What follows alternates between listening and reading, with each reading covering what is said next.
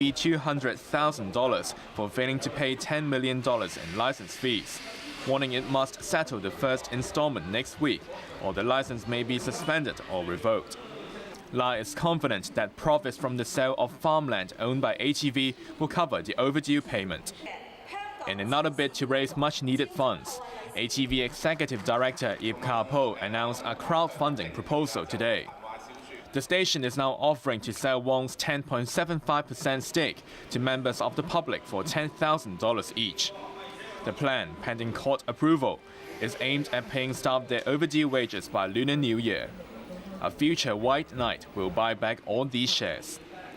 But there are already concerns over whether individual shareholders will be liable for the company's debt or how the money will be used. Commerce and Economic Development Secretary Greg So made it clear that any ownership change must have the government's approval.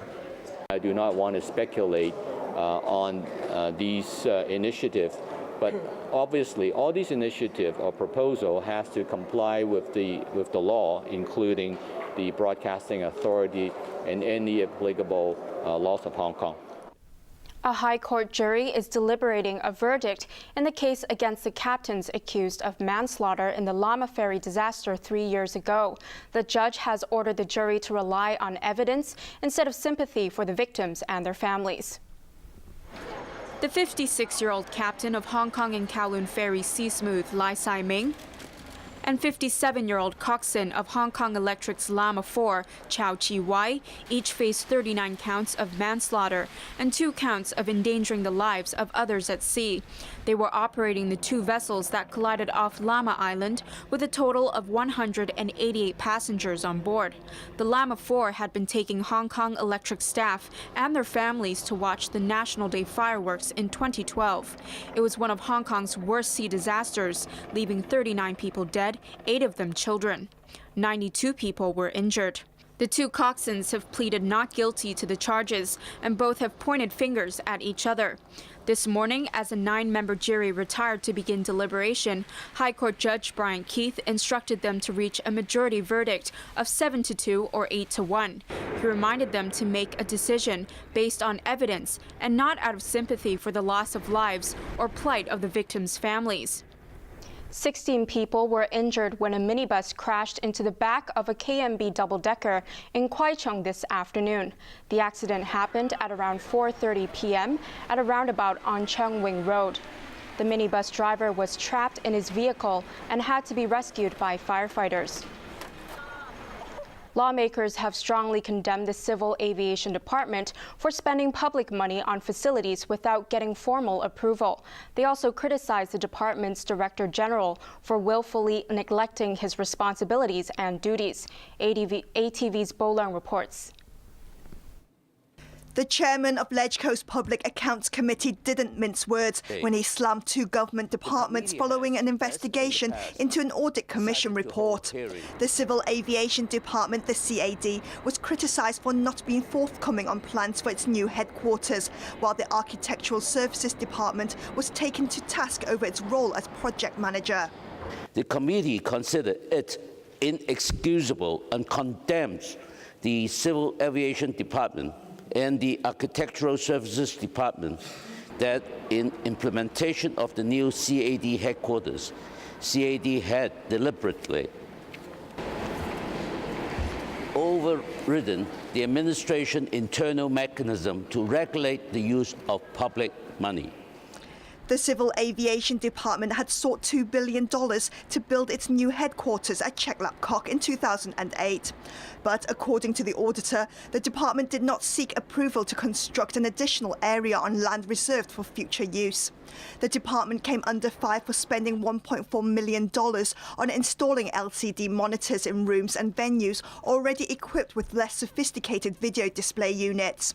The department was also criticised for including toilet and shower facilities inside Director General Norman Lowe's office, as well as restrooms for accident investigators.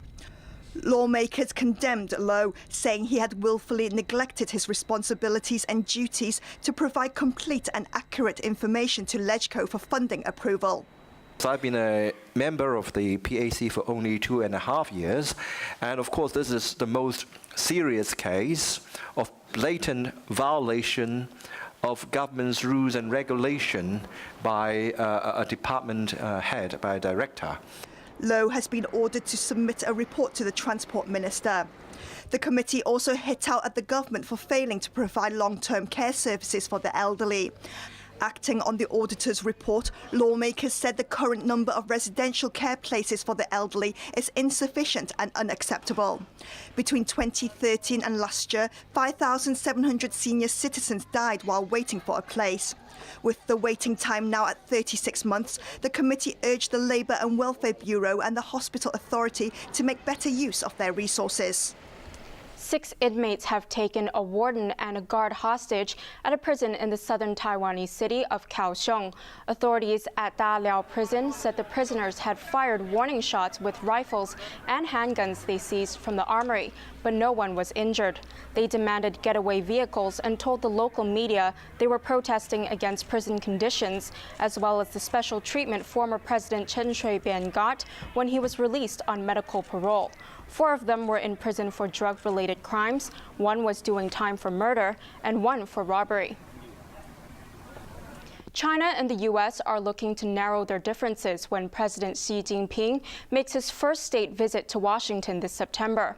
Apart from economic issues, the 2 leaders will discuss cybersecurity and Beijing's concerns about Taiwan and Tibet. Here's Raymond Young. It's official. President Xi Jinping will make his first state visit to the U.S. in September. The date was confirmed in a telephone conversation between Xi and his U.S. counterpart Barack Obama. The two have met before. After consolidating power, Xi traveled to California in June 2013 for an informal summit with Obama. Their last meeting was in November, when Obama visited Beijing for the APEC summit. As heads of the world's top 2 economies, trade and business matters will dominate their forthcoming talks in Washington. The military visions of both nations will also be on the table. But Obama is keen to focus on 2 issues, cybersecurity and Iran. The US and China have accused each other of hacking and cyber threats, and both want to resolve the thorny and sensitive issue. Washington also hopes Beijing will be able to persuade Iran to respond positively to Western concerns about its nuclear programs. For its part, Xi wants assurances on Tibet and Taiwan, no U.S. support for Tibet's exiled Dalai Lama, and no U.S. weapons for Taipei. An American team visiting Beijing has met Foreign Minister Wang Yi to build on their relationship. I look forward to working together to build on the momentum from 2014. To deepen our practical cooperation, to manage our differences, and to deliver tangible results for people in China, the United States, and indeed around the world. With the date for their next summit penciled in their diary, Xi and Obama will be making efforts to ensure that their countries benefit from growing bilateral ties. 2 people have been killed and more than 40 injured in a massive chain collision on the highway to South Korea's biggest international airport. 100 vehicles were involved in the pileup near Incheon International Airport. Initial reports suggested a bus or limousine had hit the back of a car, causing a chain reaction. Conditions were foggy at the time, and drivers could only see about 15 meters in front of them. Washington has vowed to avenge the death of a U.S. female aid worker killed by the militant group Islamic State, and a grand jury in New York has charged a police officer for the fatal shooting of an unarmed black man. ATV's Arthur Urquiola reports. This block of flats, said to be one of the most dangerous housing projects in New York City, is where a tragic shooting happened in November. Peter Yang, one of 2 police officers patrolling the area, shot and killed an unarmed black man in a dark stairwell. Police said it was an accident, but a grand jury has decided that Yang should face unspecified charges. Previous cases of grand juries failing to take action against white officers for killing blacks triggered nationwide riots in the U.S. U.S. President Barack Obama has vowed to go after the Islamic State militants who killed aid worker Kyla Mueller after kidnapping her in Syria 2 years ago. The extremists said the 26-year-old from Arizona was killed in an airstrike launched by Amman after Islamic State burned a captured Jordanian pilot to death.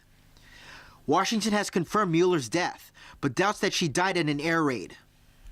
News World Headquarters in New York. This is NBC Nightly News with Brian Williams.